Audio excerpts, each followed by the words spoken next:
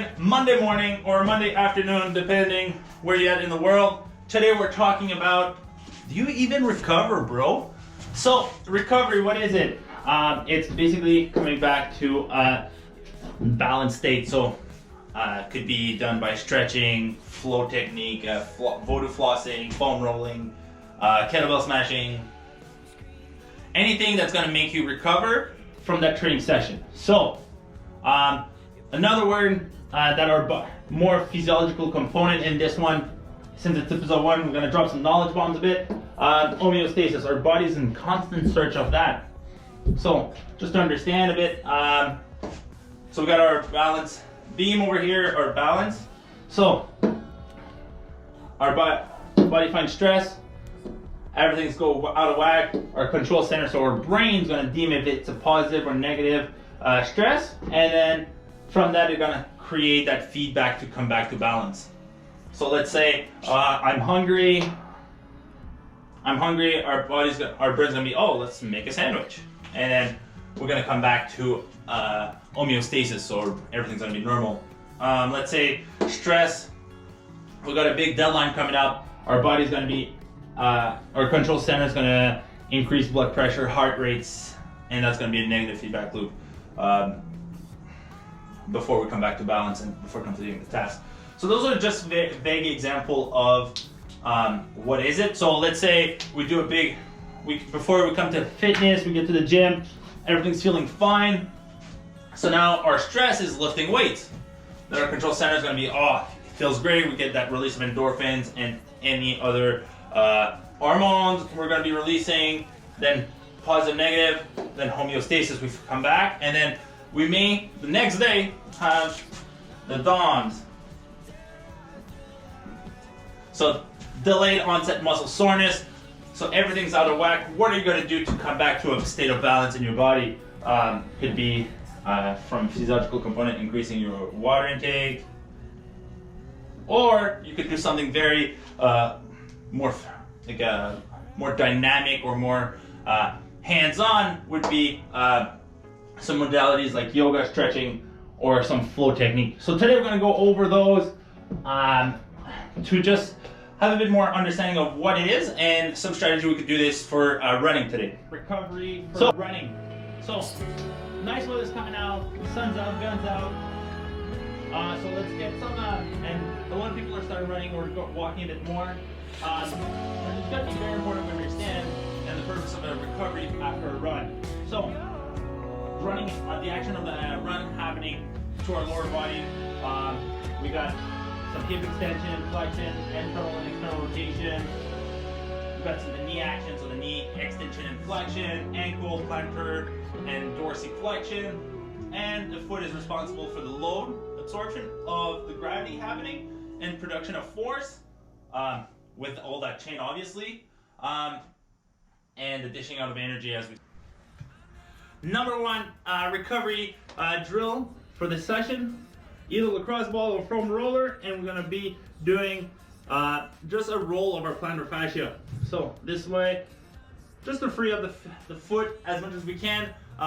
As we know, or our Achilles tendon here, and all the muscles of the feet are mostly attached at the back. So if we free up the space of our plantar fascia here, we decrease the pressure on our Achilles tendon.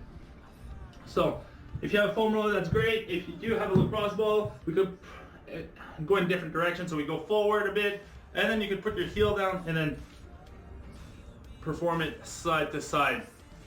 So have fun with it. I recommend 1 minute each foot.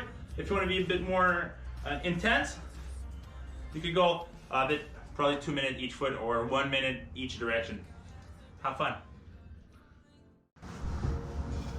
Our second one is going to be a bit different on this one. We're going to go foam roller or lacrosse ball or calf, and we're going to do that with the actions of the plantar flexion and dorsiflexion. So here, we're going to go up and down for a minute to free up the, again, increase circulation, decrease tension, and then I'm going to go dorsiflexion on the way there for a minute, and then plantar flexion for a minute. So this one's gonna be 3 minutes per leg. Minute 1, you just have your foot relaxed. Minute 2, inner plantar flexion. So we're gonna contract everything. It's gonna contract. So we're gonna get decrease again the tension or the extra soreness we got there. And minute 3, inner dorsiflexion to increase that stretch we just did. Have fun. You're not gonna foam roll your IT band. No, you're not. So for this third one, we're gonna foam roll or TFL. Sorry, our TFL is gonna be at the top of our hip. It's gonna be a small veer muscle on the side of our greater trochanter. What is your greater trochanter? It's your lateral portion of your femur. It's a big thing happening here, so it's gonna, and it follows the IT band. So find that big spot and then move medially and interiorly. So move in the front of your hip. You gotta find a muscle here. As soon as you internally rotate your hip, you gotta feel that big lump of muscle. It's gonna be pretty tender. And then put your lacrosse ball or foam roller there. And then you just hang out. And if you want to be more intense, you just internally and externally rotate your hip. Ooh. Have fun with this one. All right, y'all. Last one is gonna be for the hip flexors.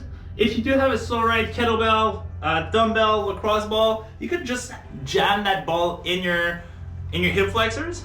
We're gonna be very painful, but it's gonna be helping a lot to free up the space and increase that range of motion of that hip flexors, especially if you're passing a lot of time sitting down. So, as we saw last week, if you're passing a lot of time sitting down, you're contracting that muscle. So we want to make sure we get that full flexibility of that muscle, full range of motion of that. So if we do increase that position, that also means we increase our hip ability to extend our hip. So foam roller with the crossbow, you could go, and then you start at the knee, and then you go all the way down to your hip flexor. Good.